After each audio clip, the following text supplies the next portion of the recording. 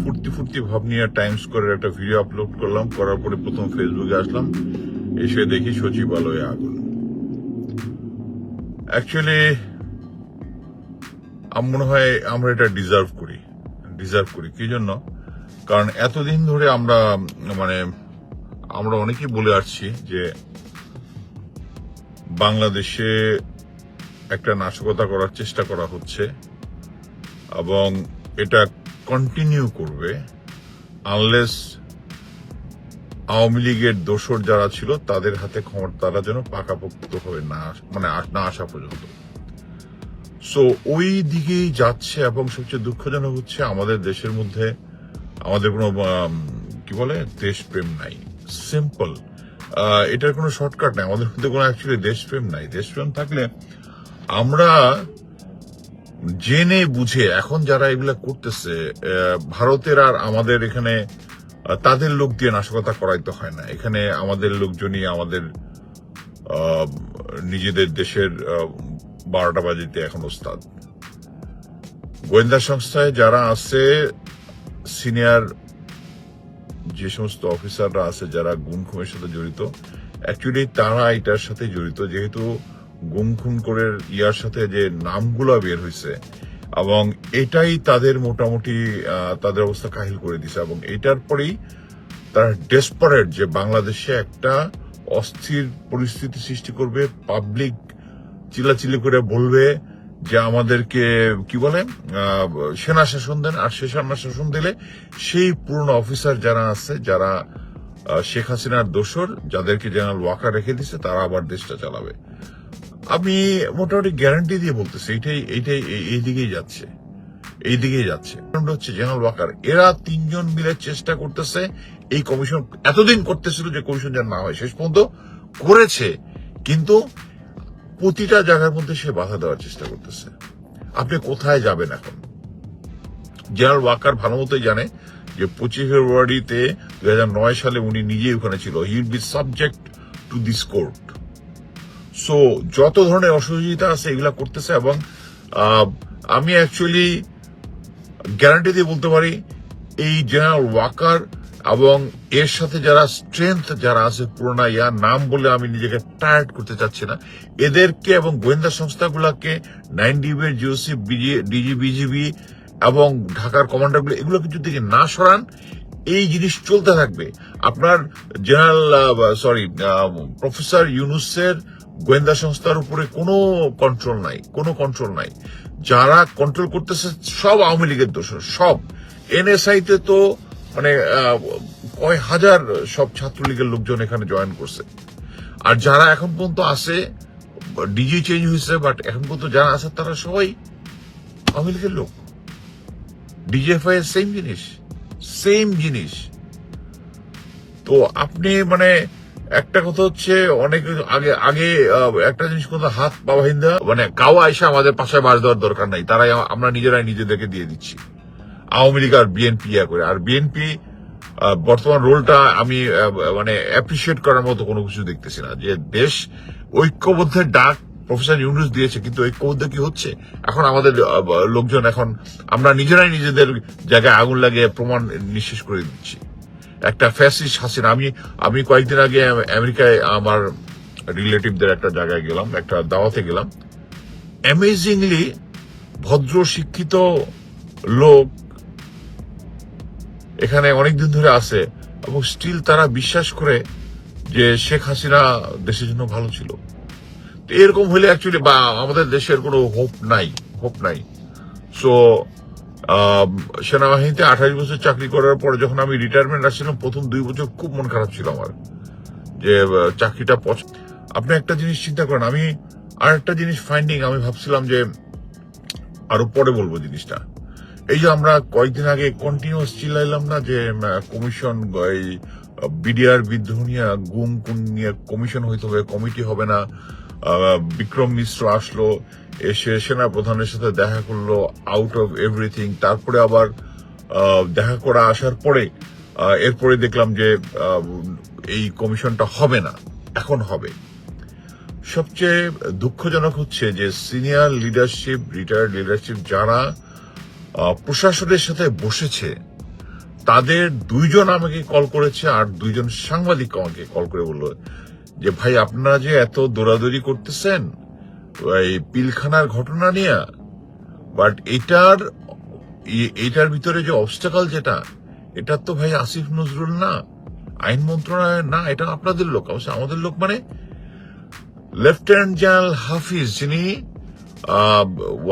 General ওয়াকারের রিকমেন্ডেশনে ইয়া হয়েছেন, কি বলে, ডিফেন্স উপদেষ্টা হয়েছেন, ডিফেন্স অ্যাডভাইজার হয়েছেন, এবং লেফটেন্যান্ট জেনারেল জাহাঙ্গীর যিনি স্বরাষ্ট্র উপদেষ্টা আছে, এবং ব্যাকগ্রাউন্ড ফালাই দিয়ে বলতেছে আপনি সাঁতার কাটবেন, বাংলাদেশ সাঁতার কাটতে পারবেন না, ডুবে যাবে। সিম্পল। এই জিনিসগুলো যদি ব্যবস্থা যদি না করেন, বাংলাদেশের কোনো হোপ নাই। এই যে দেখেন আমাদের বিজ্ঞানী আইটি বিজ্ঞানী জয় ওখান থেকে বললো যে আমাদের পরিবারের ইয়ার কোনো প্রমাণ নাই। সো প্রমাণ কোথায় আছে? সচিবালয়ে যে সমস্ত টেন্ডারের মধ্যে যেগুলো জিনিস হয়েছে আগুন লাগাই দিচ্ছে সাথে সাথে। সো এখন অ্যাকচুয়ালি বাংলাদেশে, আমি ভাবলাম বাংলাদেশের জন্য কথা বলে কোনো লাভ নাই, কারণ আমরা তো বলেই যাচ্ছি কিন্তু কোনো পরিবর্তন হচ্ছে না এবং হওয়ার কোনো সম্ভাবনা দেখি না। সো এই সরকার লাস্টলি, আমি বলতেছিলাম যে যত দিন যাবে তত প্রফেসর ইউনূসের সরকার স্ট্রং হবে, আর জেনারেল ওয়াকার এবং তাদের যে দোসর যারা আস্তে আস্তে উইক হবে। বাট এখন তারা দেশকে অরাজক সৃষ্টি করার জন্য যে ব্যবস্থা গ্রহণ করছে একটার পর একটা, এবং ফিউচারে আসতে থাকবে একটার পর একটা। এবং সবচেয়ে দুঃখজনক হচ্ছে আমরা বাঙালি জাতি হিসেবে হচ্ছে মীর জাফরের জাতি। আমরা নিজেরাই নিজেদের এত বছর আর্মিতে চাকরি করেছি, হোপ অ্যাকচুয়ালি নাই, যখন আমরা নিজেরাই নিজেদেরকে বাস দিচ্ছি। এখনো গোয়েন্দা সংস্থায় সেই লোকগুলো আছে, কেউ কোনো পরিবর্তন করতেছে না। সো উন্নতিটা হবে কিভাবে? হবে না। আমি আজকে অ্যাকচুয়ালি হোপলেস।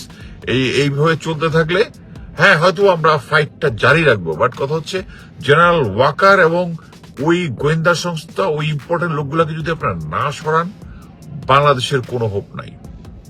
Thank you. আমরা কিন্তু সাধারণ মানুষ, ক্যান্টনমেন্টের বিষয়ে জানি না। তো জেনারেল ওয়াকারুজ্জামানের যারা সাবেক সহকর্মী, তারা এবং তাদের যে সকল দোসর রয়েছে, তারা এই ভদ্রলোককে অপদস্থ করার জন্য, তাকে ব্যর্থ করার জন্য এবং পুরো বাহিনীর চেইন অফ কমান্ডকে ভেঙে ফেলার জন্য সর্বোচ্চ প্রচার এবং প্রোপাগান্ডা চালাচ্ছে। এবং এদের যে মানসিক দৈন্যতা, এই দৈন্যতার কারণে আমাদের যে সংকটগুলো পুরো জাতিকে একটা ব্যর্থ জাতি হিসেবে পরিণত করে ফেলবে, এটি আরো প্রকট হয়ে যাচ্ছে। এমনিতেই পুলিশ গত 4 মাস যাবৎ কোনো অবস্থাতেই দাঁড়াতে পারছে না। পুলিশের সঙ্গে আইন আদালত একই বিশৃঙ্খলা চলছে সেখানে।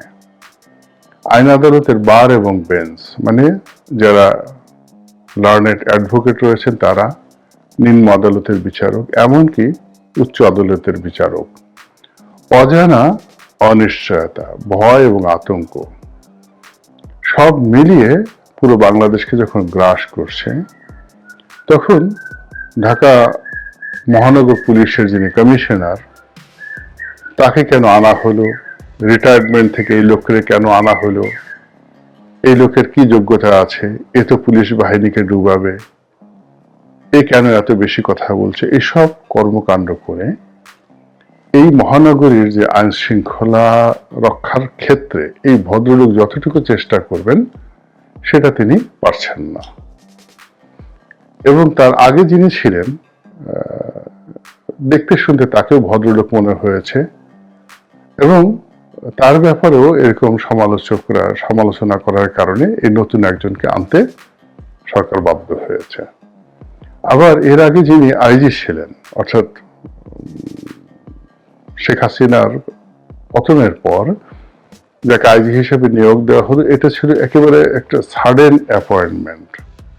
হি ওয়াজ এ gentleman, absolutely gentleman, but IG হওয়ার মতো কোন মানসিক প্রস্তুতি তার ছিল না, তার গ্রাউন্ড ওয়ার্ক ছিল না, আর পুরো পরিস্থিতি তার অনুকূলেও ছিল না। ফলে তিনি ব্যর্থ হয়েছেন।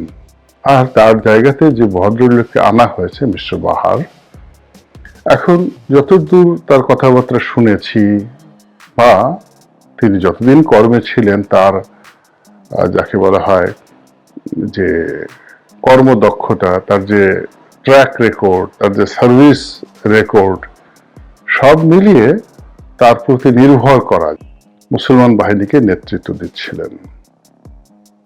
তো এই যুদ্ধকে স্বচক্ষে দেখার জন্য এবং যুদ্ধরত মুসলিম সেনাদেরকে ইন্সপায়ার্ড করার জন্য খলিফাতুল মুসলিমিন মদিনা থেকে রওনা করলেন। তো এমন সময় খবর আসলো যে সিরিয়াতে মারাত্মক প্লেগে আক্রান্ত হয়েছে, প্লেগের মহামারী দেখা দিয়েছে। তো সবাই বললেন যে এই মুহূর্তে খলিফাতুল মুসলিমিনের ফেরত যাওয়া উচিত, এটা খুবই ছোঁয়াচে এবং খুবই একটা বাজে রোগ। তো পৃথিবীতে যদি অলৌকিক ক্ষমতা বলতে কারোর কাছে থেকে থাকে আল্লাহ রাসূলের পরে, তিনি তো নিঃসন্দেহে হযরত উমর হবেন। কারো যদি ইলমে মারফত বলতে কিছু থাকে যে আমার রোগ হবে না, আমি ওখানে যাব কিন্তু আমার রোগ হবে না, একটা হলো যে অলৌকিক ক্ষমতার কারণে কোনো রোগ আমার কাছে আসবে না, এরকম একটা বডি রেজিস্ট্যান্স পাওয়ার আমার মধ্যে আছে। আর দ্বিতীয়ত আমি যদি যাইও কোনো কারণে আমি বেঁচে যাব, এটাকে ইলমে মারফত বলে। তো এই দুটো গুণাবলী যদি কারোর মধ্যে থাকে তাহলে হুজুর পাক সাল্লাল্লাহু আলাইহি ওয়াসাল্লামের যে প্রধানতম সাহাবা হযরত উমর রাদিয়াল্লাহু তাআলা আনহুর মধ্যে তো থাকবে। কিন্তু তিনি কি করেছিলেন? ইতিহাস সাক্ষী। তিনি বিশেষজ্ঞদের পরামর্শ, মানে ডাক্তারদের পরামর্শে তিনি অর্ধেক পথ থেকে ফেরত চলে এসেছিলেন। তো কাজেই এটা হলো বাস্তবতা। এখন আমাদের এই যে বাংলায় যে অর্থনৈতিক সংকট চলছে, এই সংকট আমাদেরকে ভোগাবে। আর অনেক দুর্ঘটনা, অনেক অনিশ্চয়তা এবং আরো অনেক বিশৃঙ্খলা, অরাজকতা আমাদেরকে ভোগাবে। এই সময়টিকে মোকাবেলা করার জন্য ব্যক্তিগত সততা, চিন্তার সততা এবং মেধা, যোগ্যতার প্রখরতা থাকতে হবে, প্রত্যুৎপন্ন মতিত্ব থাকতে হবে, খুব দ্রুত সিদ্ধান্ত নিতে হবে এবং অপরকে শত্রু মনে করার যে প্রবৃত্তি, এই জিনিসগুলো ত্যাগ করতে হবে। যখনই কখনো কোনো দেশে মহামারী হয়, প্রাকৃতিক বিপর্যয় হানা দেয়, সেটা অর্থনৈতিক হোক